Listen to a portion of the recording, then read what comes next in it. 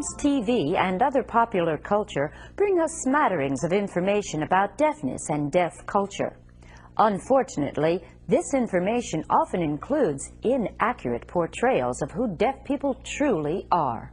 So, it's no surprise that many of us still have misconceptions about deaf people. Test your knowledge of myths and facts about deaf people in the following true-false quiz. A person can be deaf and still have some hearing. True.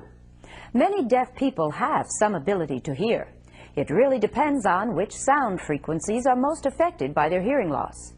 Typically, they might hear some low-frequency sounds like an airplane passing overhead, or some high-frequency sounds like a phone ringing. With the help of a hearing aid, some deaf people are able to hear more of the sounds in their environment, and some are even able to hear and understand speech. You can expect a deaf person to understand what you say by lip reading you. False. Lip reading is incredibly difficult under any circumstances. Just forget all those movies and TV shows where it looks simple. Actually, only a little more than half of the sounds made in speech provide visible cues on the lips and mouth, and many words such as mommy and Bobby appear the same on the lips. Also, lighting, distance, angle, and context can greatly affect accurate lip reading. Deaf people who sign to communicate can't use speech. False. Deafness is not related to the body's mechanisms for producing speech, but learning speech is easier for those who can hear it. Even so, many deaf people have learned speech and may use it without signs. However, many deaf people sign and speak simultaneously. But many deaf people who are able to speak prefer communicating only in sign language. Other deaf people may produce some sounds, but little understandable speech. Even though many deaf people can't hear the sirens of emergency vehicles, they are still permitted to drive. True. Deaf people have the right to take a driver's test in all 50 states and will receive a driver's license if they pass the same test required for hearing drivers. Since deaf people can't hear the sirens of emergency vehicles, they must be visually alert to their presence. Because of improved soundproofing in vehicles, many hearing drivers also may not hear sirens, especially if they are engaged in conversation or listening to loud music. If two deaf people marry, there is a high probability that they will have deaf children. False. But the answer to this question depends on the genetic makeup of the deaf couple. Most deaf people have hearing parents with no genetic history of hearing loss. However, some families have a dominant genetic factor that passes hearing loss from generation to generation. And that's our cultural moment.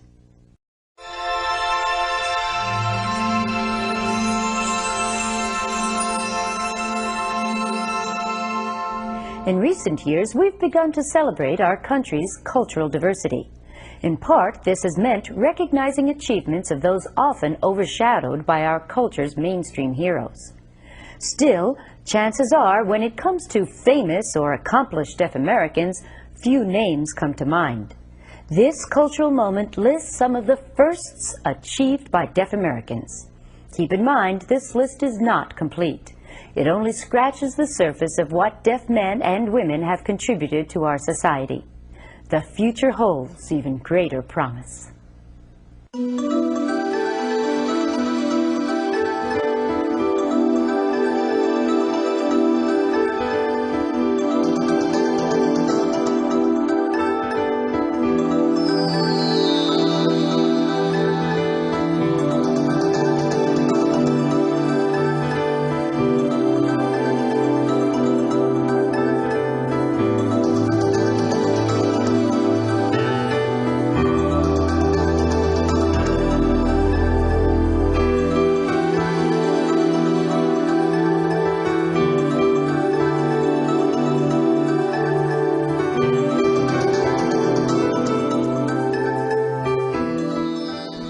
That's our cultural moment.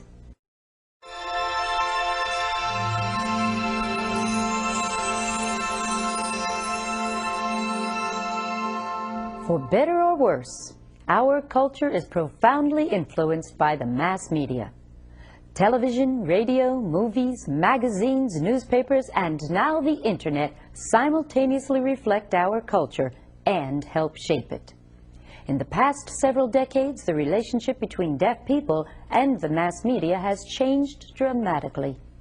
In the early part of this century, mass media took little notice of deaf people or any other minority groups. And, as with other minorities, if deaf people were highlighted, it was often to be stereotyped as poor, uneducated, and helpless.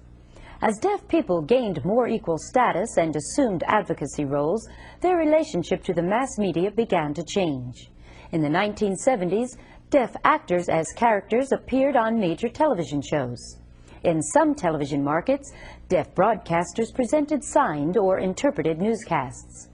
In the 1980s, closed captioning became available, making television accessible to deaf viewers.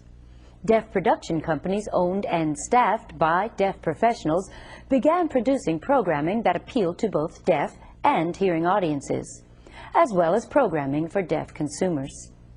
Deaf characters portrayed in movies and television more often reflected some of the realities of life as a deaf person. Popular movies such as Children of a Lesser God not only raised issues important to many deaf people, but also cast deaf actors in lead roles. Media coverage of news events related to deafness became increasingly balanced as deaf people spoke out about their lives and advocated for balanced depictions of deafness. As deaf people have become increasingly savvy media consumers, the media has often responded with more accurate portrayals of deaf characters and deaf issues. And that's our cultural moment.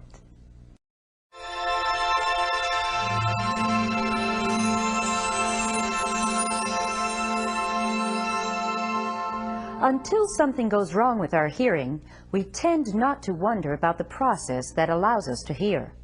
How do these shell-like structures sitting on either side of our head work? How do we hear? There's more to our ears than meets the eye. Our ears have three parts: the outer ear, the middle ear, and the inner ear. Working together, these give us the sense we call hearing. The outer ear includes the auricle, or pinna. That's the familiar curving shell we call our ear. The outer ear also goes inside to include the auditory canal and the eardrum. The middle ear houses three tiny linked bones: the hammer, the anvil, and the stirrup. The inner ear includes the cochlea. This coiled, snail-shaped organ has approximately 25,000 nerve cells which respond to sound frequency. These hair cells send impulses along the auditory nerve to the brain. How does hearing happen? This is the process simplified. The telephone rings. The noise creates sound waves in the air. The waves reach your outer ear. The auricle helps funnel the sound into your auditory canal. Here the sound is amplified and starts your eardrum vibrating. The hammer of the middle ear, which is partly attached to the eardrum, begins to move. The hammer is linked to the anvil, which is connected to the stirrup. As the hammer moves, so do the anvil and then the stirrup. These vibrations intensify as they travel to the inner ear. When they reach the cochlea, nerve cells respond.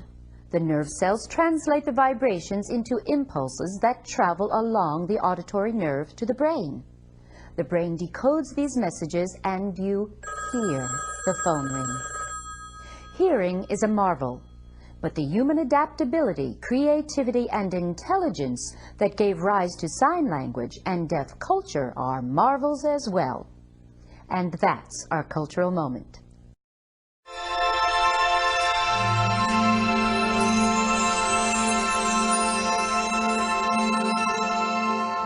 Presbycusis is the technical term for the all-too-common hearing loss that often comes with age. But a significant number of babies are born deaf, and many others become deaf or hard of hearing before becoming senior citizens. Why did their hearing losses occur? Out of every 1,000 babies born in the United States, 1 or 2 will be born deaf. Another 3 to 5 babies out of that same 1,000 will have a significant degree of hearing loss. Why are these babies born deaf? Some families have a dominant genetic factor that passes deafness from generation to generation. If both deaf parents have a dominant genetic factor for hearing loss, all of their children may be deaf. However, depending upon the dominance of the genetic hearing loss, some children may be deaf, some hard of hearing, and some may have normal hearing. For the most part, just looking around at other family members of the deaf couple seems to be the best predictor of the amount of hearing their children would likely have. It is important to know that these families are usually a part of a local deaf community and live rich, fulfilling lives. In fact, many of these individuals value their deaf culture just as much as many of us value our ethnic or religious cultural affiliations. For the rest of the deaf and hard of hearing population, dominant genetic causes are not a major factor. Their hearing losses are the result of many causes, including complications at birth, disease, taking certain medications, exposure to noise, and injury.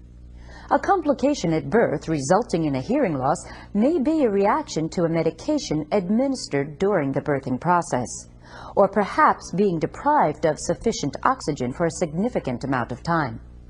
Some children may have been exposed to disease such as meningitis shortly after birth, or they may have been exposed to a variety of viruses that may cause damage to the auditory nerve before or after birth. Adults, too, may acquire a hearing loss because of diseases and medications.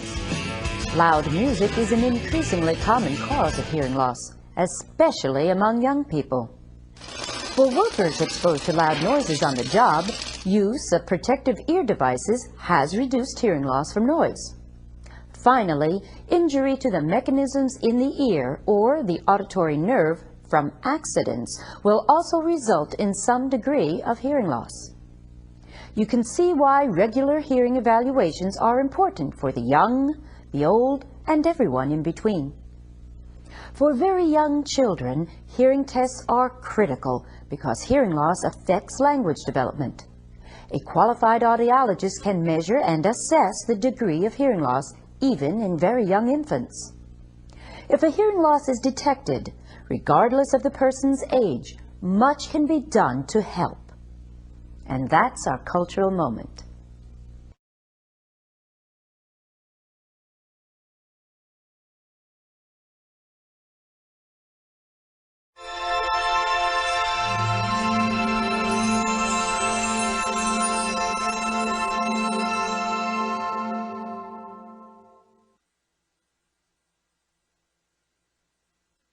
When you turn on your TV, you expect to hear what's being said.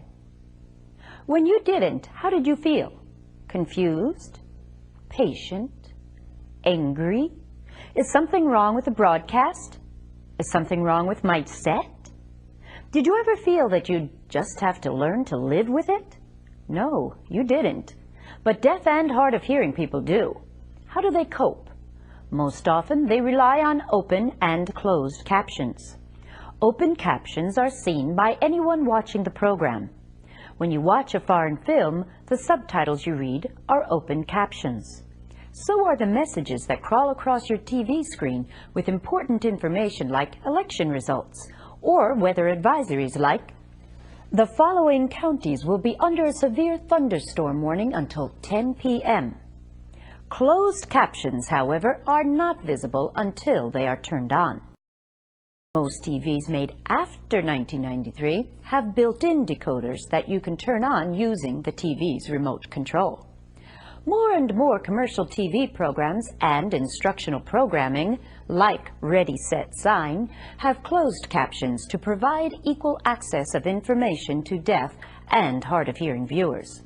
And let's not forget that hard-of-hearing viewers also include thousands of senior citizens whose hearing isn't what it used to be.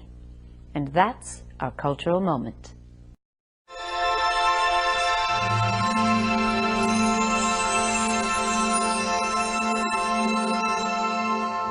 Sign language is the native language for many deaf people. This can mean a communication barrier between them and the general society. Sign language interpreters are trained professionals who help bridge this communication gap. Perhaps you've seen an interpreter in action in the workplace, in a school, in a church or synagogue, at a public meeting, in a theater, or on TV. Interpreters make many professional, educational, religious, public, and cultural events accessible to deaf participants. Professional sign language interpreting developed to meet a growing need.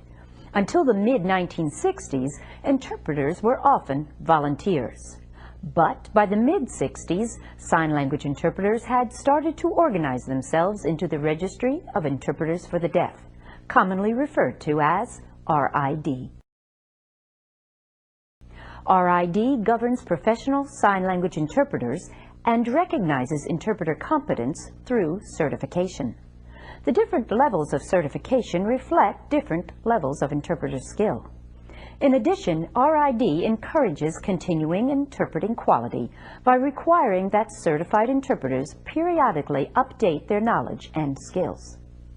In addition to certifying skill levels, RID maintains a code of ethics that defines interpreter conduct. One tenet states that interpreters shall not counsel, advise, or interject personal opinions. Interpreters are also required to keep all assignment-related information strictly confidential. The expertise and focus of interpreters may vary. Some sign language interpreters specialize in transliterating. These interpreters take spoken English and express it in sign language that parallels English word order. Other interpreters take spoken English and express it in American Sign Language, which reflects its own grammar rules that do not parallel English word order. Another specialty is voice interpreting, which means speaking in English what a deaf person is signing. It is also important to know that not all sign language interpreters are hearing. People who are deaf and hard of hearing sometimes work as skilled interpreters, taking one sign language or method and interpreting it into another sign language or method. Sign language interpreters are living communication links who enable deaf people to participate fully in the mainstream of community life. And that's our cultural moment.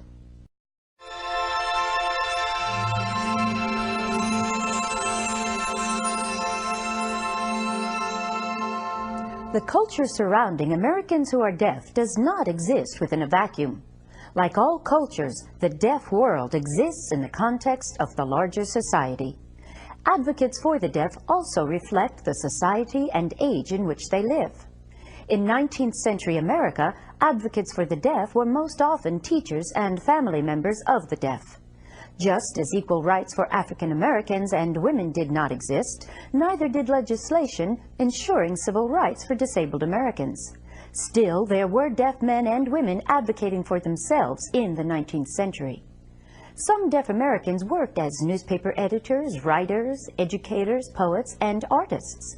Edmund Booth was an early deaf activist who helped establish the National Association of the Deaf in 1880. John Carlin, deaf from infancy, received the first honorary degree from Gallaudet College for his services to the deaf community. He helped found the first church for deaf parishioners in the United States and found the Manhattan Literary Association of the Deaf in 1864. For most of the current century, family members, sign language interpreters, educators, and volunteers acted as advocates for the deaf. During the 1950s and 1960s, the struggle to end racial discrimination brought civil rights issues to the forefront. The civil rights protest movements of the 50s and 60s riveted the nation's attention on inequalities in our society. Congress passed legislation aimed at bringing discrimination based on race and gender to an end. In the 1970s, Congress passed civil rights legislation protecting people with disabilities. The Americans with Disabilities Act of 1990 strengthened the rights of citizens with disabilities. These laws made it increasingly possible for people who were deaf to act as their own best advocates.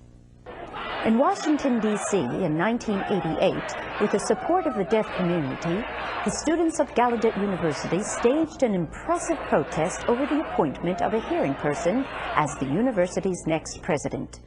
The Deaf President Now movement argued that a qualified deaf candidate should not have been bypassed for the position of the university president. The time had come, the protesters insisted, for deaf leadership of this world-renowned university serving deaf and hard-of-hearing students. The protests were heard, and I. King Jordan was inaugurated as Gallaudet's first deaf president. Today, family members may still be important advocates, particularly for deaf children. But deaf men and women are empowered as never before to act and advocate for themselves. However, interpreters often still play an important role in this process. Interpreters remove communication barriers so that the deaf person can speak out in sign language and be heard. And that's our cultural moment.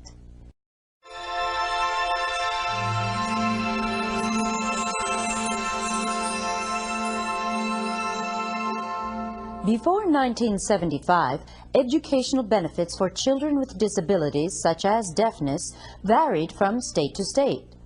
Often, parents had to pay for private services for their children. In 1975, Congress enacted Public Law 94142, and children with disabilities secured a major victory for equal educational rights. Under this law, now called the Individuals with Disabilities Education Act, or IDEA, all children with disabilities have full access to a free, appropriate public education from their birth to age 21. How does the law work? Children with disabilities who are younger than age 3 receive an Individual Family Service Plan, or IFSP. An IFSP describes the strengths and needs of the child as well as family concerns. An IFSP also spells out the services the child and family will receive, such as special instruction, speech therapy, family counseling, and family training. Then a plan of action is developed by a team that may include a nurse, an educator, an audiologist, and a social worker, and most typically the parents of the child. Families may receive these services through their school system, local infants and toddlers program, health department, or other family-focused agencies. Children aged 3 and older receive an Individual Education Plan, or IEP. An IEP team is formed that includes parents, educators, and other professionals, such as physical therapists, speech therapists, interpreters, and occupational therapists. This team develops the child's individual education plan. The word individual is the key element of the IEP. Each plan is tailored to meet the individual student's needs and specifies services the student will receive to make the instructional program of the classroom accessible. Possible services for deaf and hard-of-hearing students include sign language interpreters, note takers, receiving amplification technology, closed caption videos, and the expertise of a special resource teacher. IDEA requires annual IEPs, but plans can be revised more often. If parents are dissatisfied with the services their child receives, they have due process rights to appeal. It is clear that IDEA is important legislation that affords children with disabilities, such as hearing loss, equal educational opportunities. And that's our cultural moment.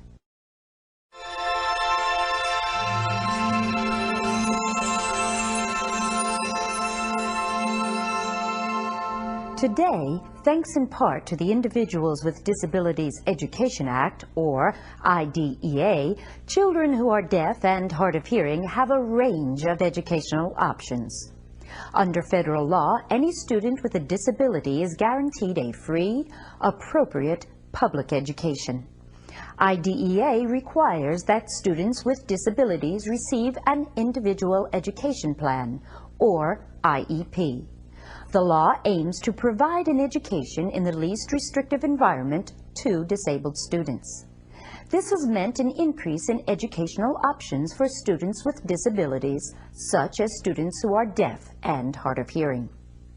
Traditionally, state schools for the deaf were the only educational option for most deaf and many hard of hearing students.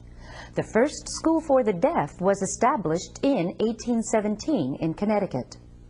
During the 19th century, other states established their own schools for the deaf.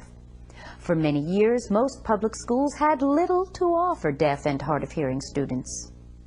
In fact, in 1975, when Congress passed Public Law 94142, the original legislation behind IDEA, most public schools offered little to students with any disability. In those days, most deaf students attended their state school for the deaf. Today, the situation is reversed, with the overwhelming majority of students attending programs at their local public schools. Despite this shift, it's important to know that schools for the deaf have an important place in the educational spectrum. For some deaf students, the state school program is the least restrictive environment. Often, this is because all of the school's programs and services are targeted specifically to the needs of deaf and hard of hearing learners.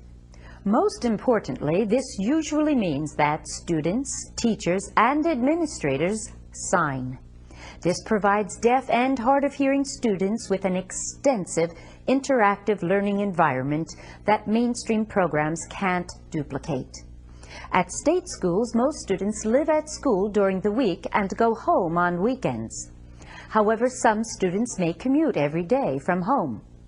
All residential schools for the deaf follow the same 180-day school calendar and requirements of public schools. In the past 25 years, the biggest change has occurred in local public schools. Under IDEA, students with disabilities are included in the regular school program wherever possible.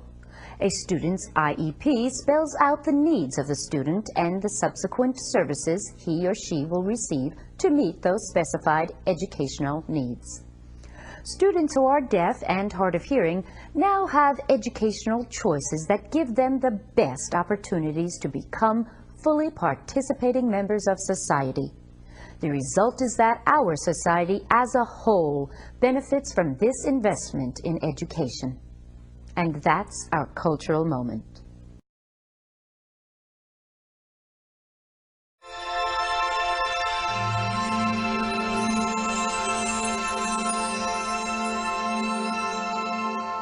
Two important federal laws affect Americans who are deaf. Congress passed the Vocational Rehabilitation Act of 1973, requiring places that received federal funds to make reasonable accommodations for people with disabilities. For a person who is deaf, this might mean access to a telecommunications device for the deaf, a TDD, or access to a sign language interpreter. In 1990, Congress passed the Americans with Disabilities Act, or ADA. The new law requires employers and public entities to make reasonable accommodations to meet the needs of citizens with disabilities. An example of a public entity might be a hospital, restaurant, or hotel. And an example of reasonable accommodations for a deaf guest in a hotel would be to provide the equivalent of what a hearing guest might have available in a hotel room. These accommodations might include an alarm clock that lights up, a smoke detector that flashes instead of sounds an alarm, and a portable TDD. These items would be loaned to guests and returned upon departure. Of course, hospitals, restaurants, and hotels that are public entities would also be considered employers under the ADA. They, along with other employers, would have to ensure that their workers with disabilities have reasonable accommodations in the workplace. Examples would include ramps for wheelchairs, accessible parking places for the physically disabled.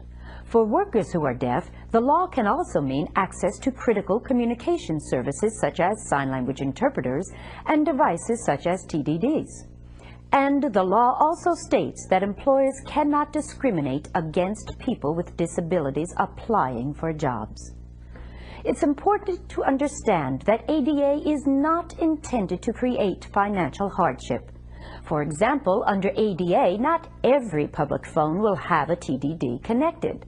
but in a group of public phones, one with TDD access is considered a reasonable accommodation. The goal of the Vocational Rehabilitation Act of 1973 and the Americans with Disabilities Act is to ensure that workers with disabilities are included in the workplace and are able to participate in all facets of society. And that's our cultural moment.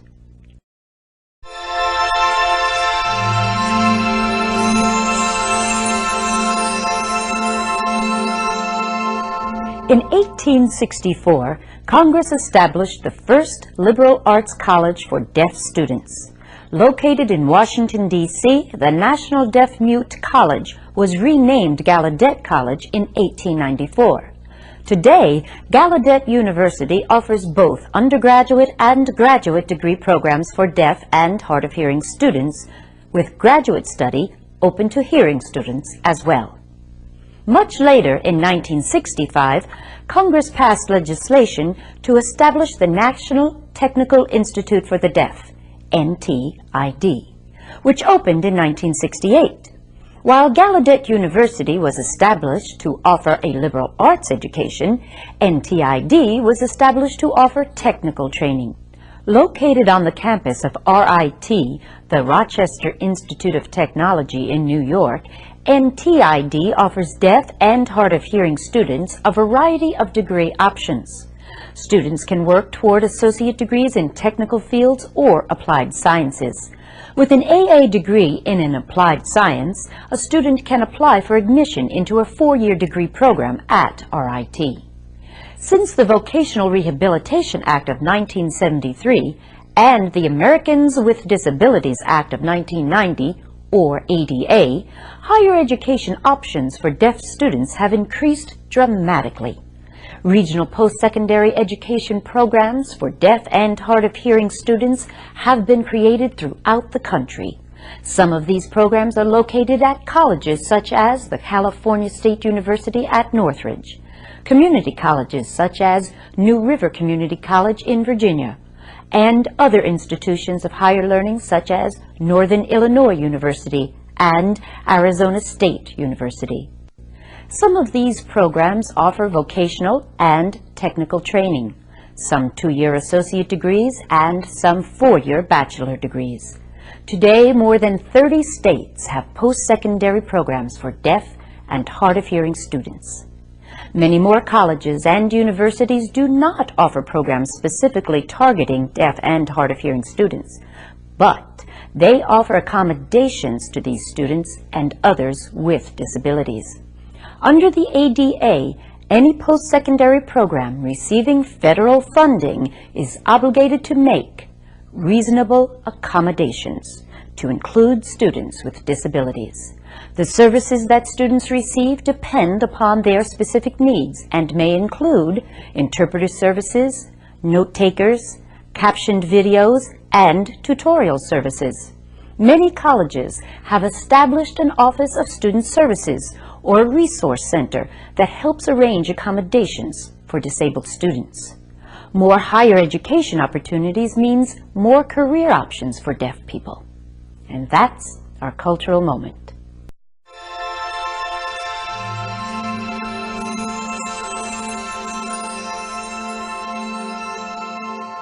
How did each of us learn to speak and understand language? If we could recall our first year of life, we'd realize it happened through endless repetition. Family members talk to their babies constantly. Are you hungry? Time to go. Where's your nose? By their first birthday, most babies with normal hearing say their first words, mama, dada, doggy. By 18 months, they are generally saying 2-word sentences. Got milk? Want cookie? Go, car.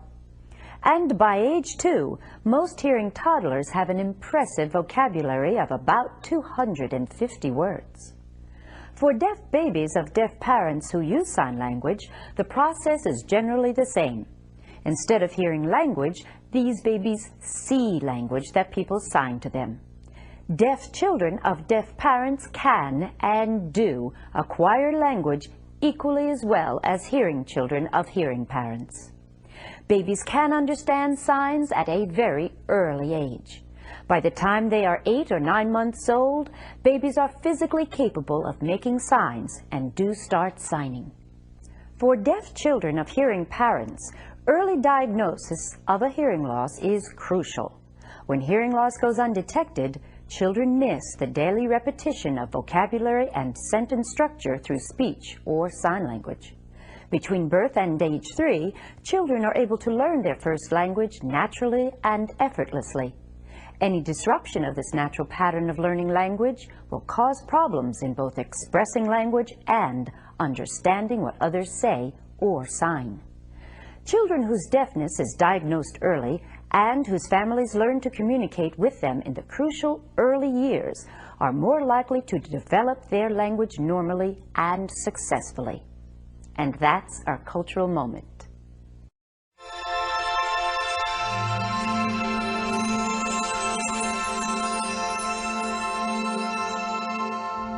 The inner ear, or cochlea, is the site of specialized hair cells that are essential for hearing. When these hair cells are damaged, severe hearing impairment or profound deafness results.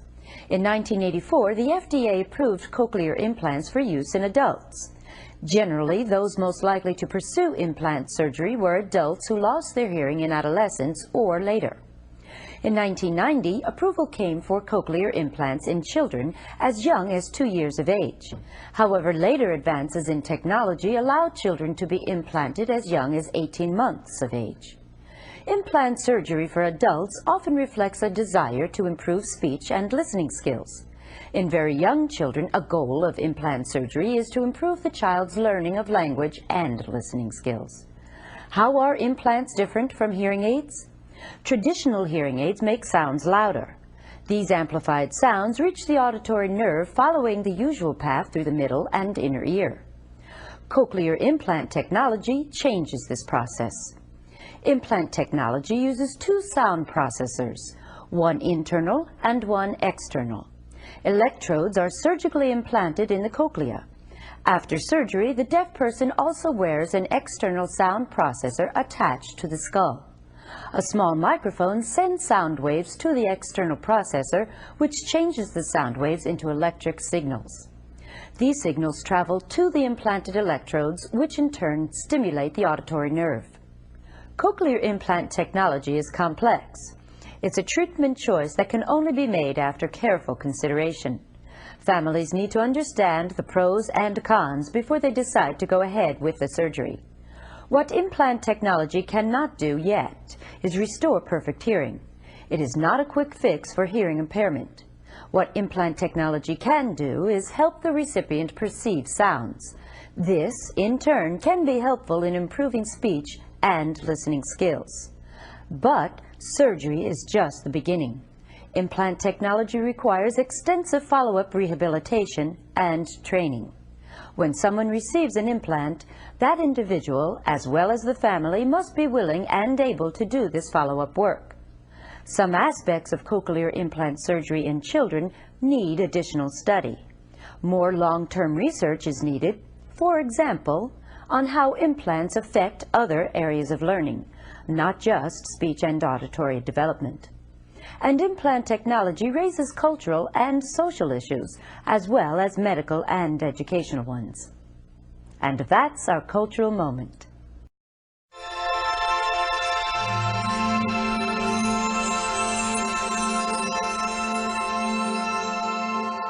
How does a deaf person talk to someone who doesn't know sign language?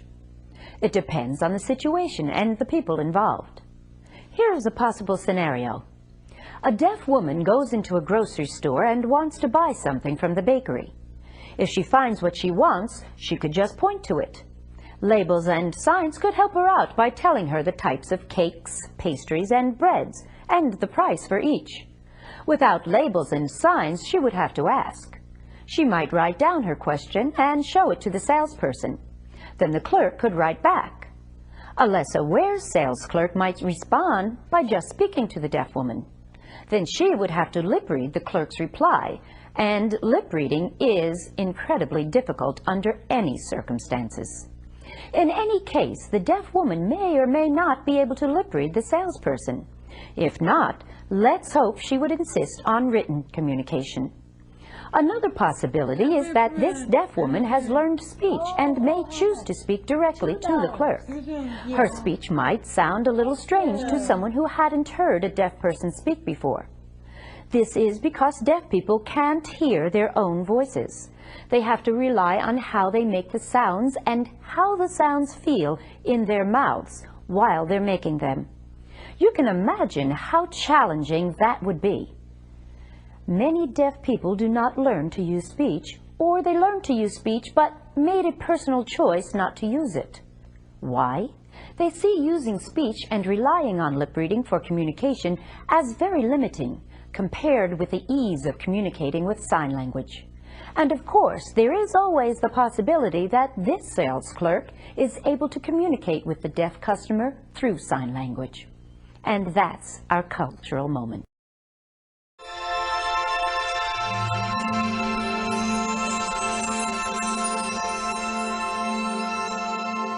The information age, and especially the internet, have changed all of our lives.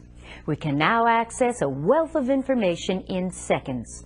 We can purchase anything, from socks to stocks, from the comfort of our own home. We email our family, friends, and coworkers near and far. And most important for people with disabilities, the internet is accessible. For people who are deaf, certain internet features have resulted in important changes. Deaf workers often missed important information that hearing colleagues shared in conversation. Today, much of this information is routinely shared via email.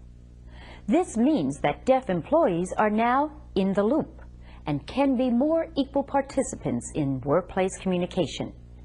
And telecommuting offers both hearing and deaf employees the same potential options of working from home. The internet has also meant better communication among deaf and hearing people outside the workplace. Chat rooms and bulletin boards offer deaf and hearing people with similar interests barrier-free communication. Whether the topic is the education of deaf children or skydiving, and communication over the internet has also helped link deaf communities. Across the nation and the world, deaf communities can stay in touch in cyberspace. With video conferencing, people who are deaf may also communicate in sign language on the internet. Of course, this requires some sophisticated video transfer technology. Several interpreting services now use video conferencing when on-site, face-to-face interpreting is either difficult or unnecessary. But for all the good news, there is one important potential problem that could make the internet less accessible to people who are deaf. Audio. It's happened before. During the era of silent movies, deaf people enjoyed equal access to the cultural phenomenon motion pictures. Then came the talkies. All those wonderful captions disappeared. Deaf patrons were left to guess what was being said on the screen. Then came television, which continued along the same road of inaccessibility as films. Then, in the 1980s, closed captions made TV accessible, at least those programs that were captioned. Now there's the internet, with much of its content in print and accessible to deaf people.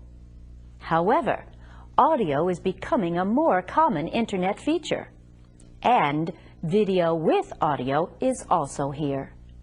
What does the internet of the future hold for people who are deaf?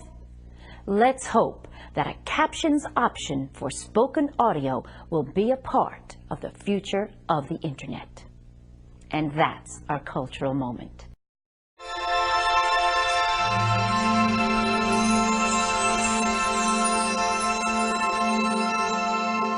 Where y'all from? A southerner, you think. Where yous guys from? Yous? East Coast. New York, maybe. Despite the leveling influence of television, regional differences in English still exist. In the Midwest, it's pop. On the East Coast, it's soda. In parts of the South, you ask for a cold drink.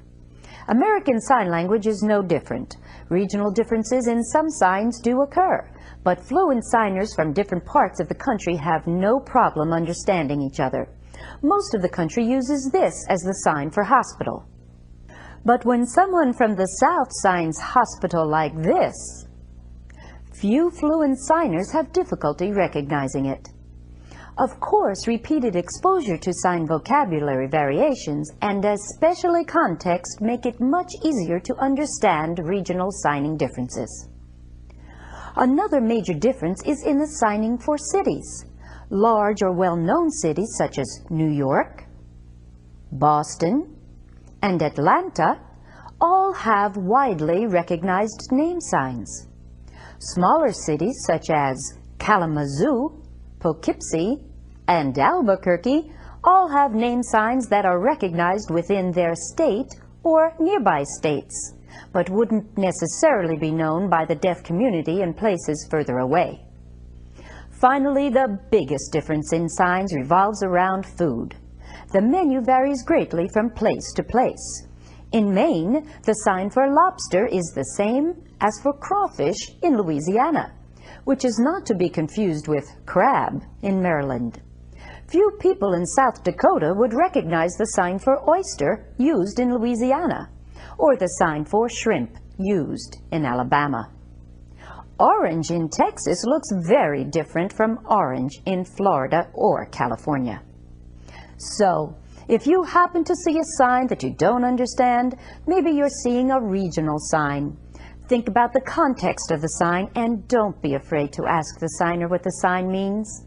It could be an opportunity to expand your sign vocabulary and learn a little bit about deaf culture in another part of the country.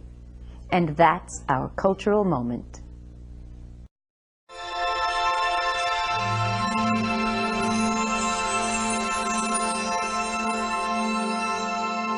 As you learn sign language, you may wonder if deaf people around the world all sign the same. In other words, is sign language universal? The answer is no, it isn't. There is SSL, Swedish Sign Language, ESL, Egyptian Sign Language, JSL, Japanese Sign Language, and probably a native sign language for each country or ethnic group. In fact, some countries have more than one sign language. For example, Mexican Sign Language differs in the north, central, and southern parts of the country. Switzerland, a country divided by mountains, has at least 4 sign languages in use, which is not surprising since the country's geography influenced its spoken languages as well. Manual alphabets also differ. Some alphabets, like those used by the Americans, Canadians, and French, use one hand for fingerspelling. Other manual alphabets, like those used by the British and Australians, use 2 hands. You may be thinking that it would certainly be easier if everyone signed the same. Well, we know that people around the world don't all speak the same language, even though not too long ago Esperanto was promoted as a global spoken language. The World Federation of the Deaf also developed an international sign system called Gestuno.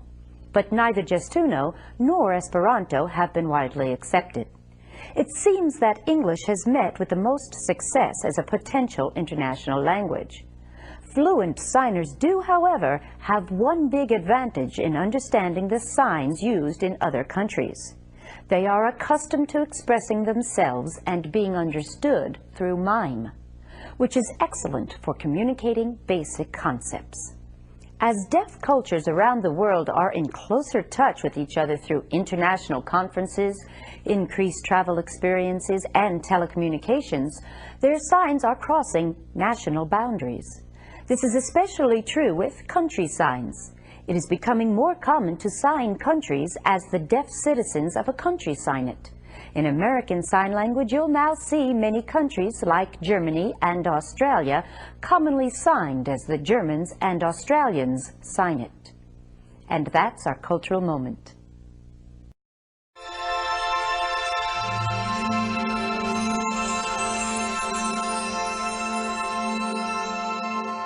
What makes a language a language? Vocabulary and grammar rules. although linguists would undoubtedly elaborate greatly on this response. American Sign Language, most commonly referred to as ASL, also has its own vocabulary, in this case, visual vocabulary. ASL also has its own grammar rules, which are quite different from spoken language, as you would expect from a visual language. Ready, Set, Sign teaches many of these rules. For example, you learned or will be learning to show the speed of actions right in your signs as you show someone rapidly talking, or intensity as you sign strongly encouraging, or duration as you sign continuously exercising, or the size of objects as you sign a tiny book or a big atlas, or directionality when you climb up or climb down. Pigeon Sign English, or PSE, is another form of sign communication which is a mixture of two languages, ASL and English. Pigeon Sign English, PSE, uses the signs and much of the grammar of ASL, especially the grammatical concepts you're learning in Ready, Set, Sign. And PSE allows users to express this ASL vocabulary and ASL grammar almost entirely in English word order. So, as you can see, when you learn PSE, you're also learning much of the vocabulary and many of the significant grammar rules of ASL. However, ASL has additional grammar rules that you'll need to learn if you wish to become fluent. And as you learn and use these other grammar rules, you'll be expressing much of your signing in an order that no longer closely resembles English word order. The similarities and differences between ASL and PSE usually provide learners of sign language with interesting educational options as they continue their sign language instruction. In the 60s and 70s, other sign language systems emerged. These systems were called manual English systems and were created by educators who were concerned about helping deaf children acquire English language skills and helping hearing parents communicate with their deaf children. Two significant manual English systems being used are Signing Exact English and Signed English. What makes these sign systems significant is that they include invented signs that can communicate important elements of English, including verb tenses, plurals, and articles like the. And Signing Exact English also has signs for most English prefixes and suffixes. Many deaf people use ASL among themselves, but will modify their communication to include some degree of PSE or one of the manual English systems in order to communicate with hearing people who have varying degrees of sign language skills. And that's our cultural moment.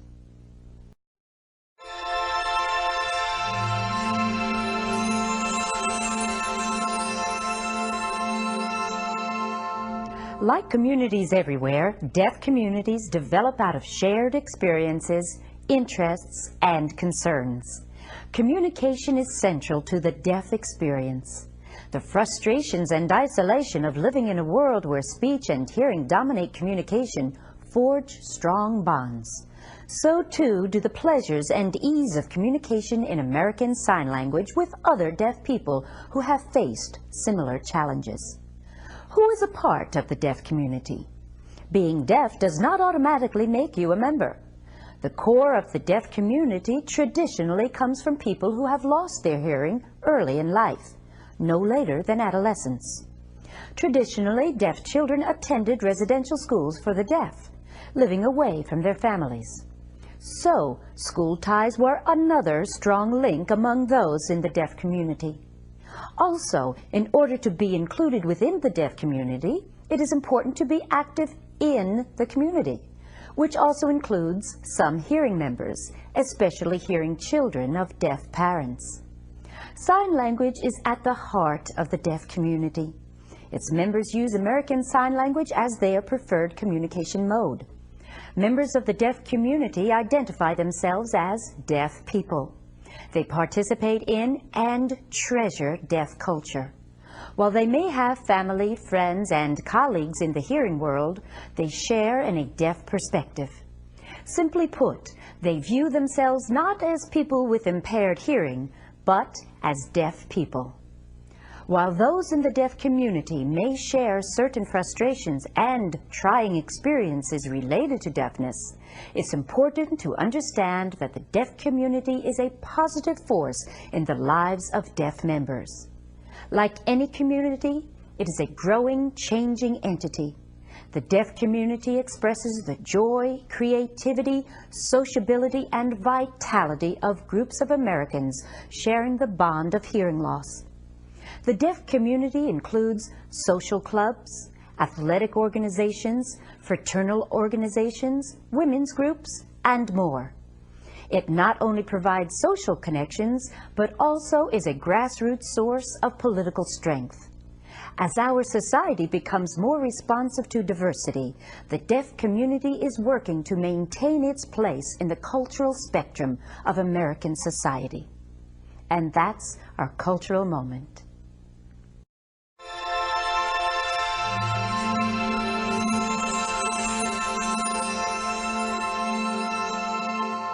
Going for the gold. It's the dream of many serious young athletes. Athletes who are deaf have their own venue, the World Games for the Deaf, the oldest continuing international games apart from the Olympics. Sometimes called the Silent Games, the World Games for the Deaf were founded in 1924. In that year, 133 deaf athletes from 9 nations met in Paris to compete. For the first time, young deaf athletes from different countries could communicate easily and compete equally at their chosen sport. Since that time, thousands of deaf men and women have exhibited their athletic prowess in Summer and Winter World Games for the Deaf. At a time when people who are deaf advocate for greater inclusion in the workplace and elsewhere, why hold separate World Games? The Games are an important aspect of deaf culture worldwide. At the World Games, deaf athletes face no communication barriers. Instead of auditory signals for race starts, visual signals are used. The flash of a strobe light replaces the crack of a starter's pistol. Teammates communicate easily in sign language. Words of encouragement and consolation are signed rather than spoken by coaches, families, and fans. In the World Games for the Deaf, there are no special classifications or restrictions for events as there would be in other competitions for disabled athletes. Time and length of events are not altered. To qualify for the Deaf Games, however, an athlete must have a hearing loss of at least 55 decibels in the better ear. So let the games begin. And that's our cultural moment.